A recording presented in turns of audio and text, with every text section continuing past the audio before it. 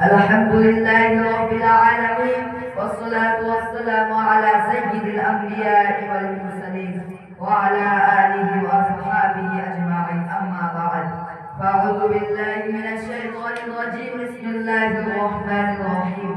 وما أرسلناك إلا رحمة للعالمين. وقال رسول الله صلى الله عليه وسلم: بعثت لأتمم مكارم الأخلاق، أو كما قال عليه الصلاة والسلام.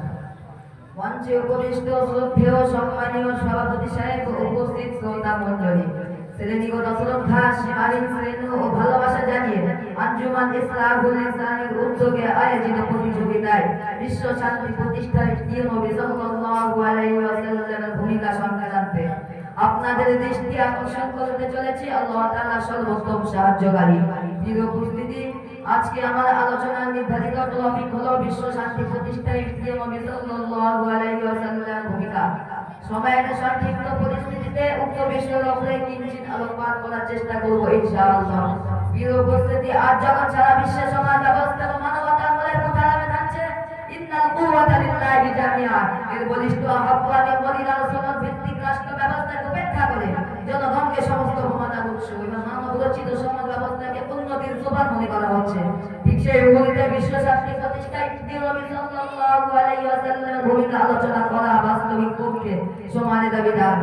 প্রিয় উপস্থিতি, এই পৃথিবীতে বহু রাষ্ট্র পরিচালক অতীত হয়েছে, কিন্তু প্রিয় নবী সাল্লাল্লাহু আলাইহি ওয়াসাল্লাম বিশ্ববাসীকে যে মডেল রাষ্ট্র উপহার দিয়েছেন তা পৃথিবীর ইতিহাসে বিরল।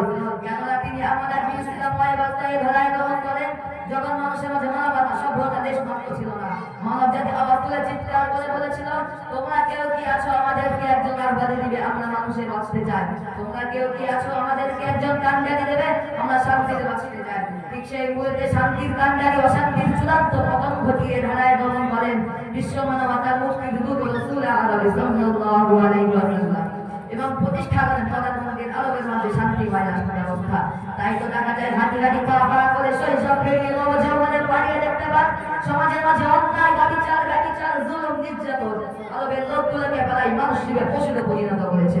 নবী সাল্লাল্লাহু আলাইহি ওয়াসাল্লাম তখন সমাজ থেকে অন্যায় ব্যভিচার দূর করার লক্ষ্যে মাত্র 14 বছর বয়সে হিলফুল ফুজুল নামক সেবামূলক সংগঠনে অংশগ্রহণ করেন।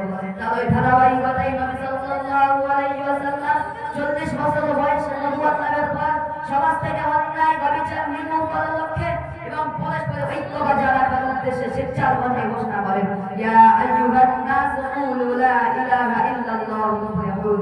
ফলে মানুষ খুঁজে পেয়েছিল মানবতা সুশৃঙ্খল সমাজ ব্যবস্থা। সমাজ থেকে শ্রেণী